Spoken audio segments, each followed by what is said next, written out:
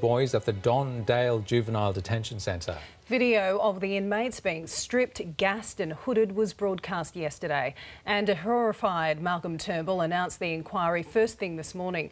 The Northern Territory Corrections Minister has been sacked, and there have been calls for the dismissal of the entire Territory government. The detention centre has long been controversial.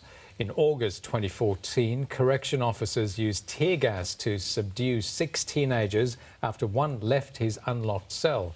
The centre was closed for several months and an investigation was launched into the mistreatment of the children. The August 2015 report by the Territory's Children's Commissioner revealed the use of restraints, spit hoods and a mechanical chair. But it wasn't until the graphic security video aired yesterday that governments acted and a royal commission was ordered.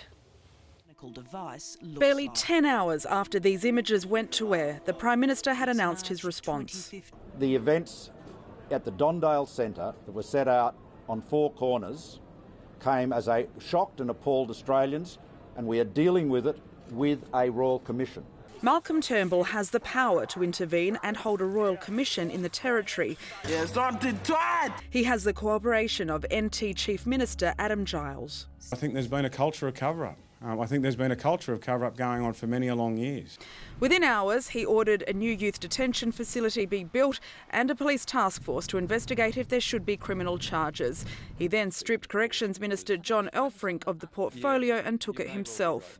But the politician who prides himself on a tough youth crime policy was questioned for almost an hour on how it was possible he was shocked by the video. I can tell you that this vision was new to me.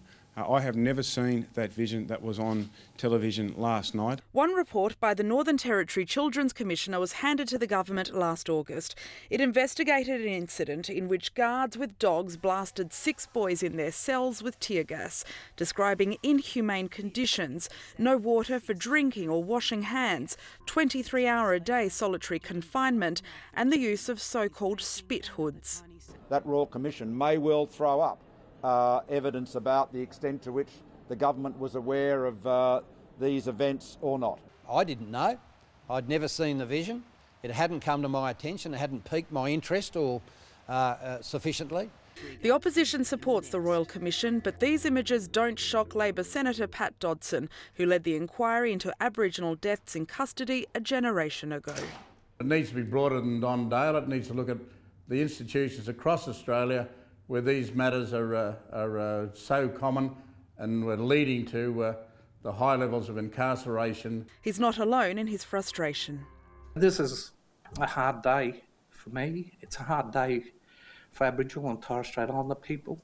And I think it's a hard day for all Australians to come to terms with this. That happens everywhere. It's happened for years. It's no surprise to us, and it would be no surprise to no Indigenous person that's been in the prison system. Cabinet will meet on Thursday to decide the Commissioner and terms of reference, with hearings expected as soon as September.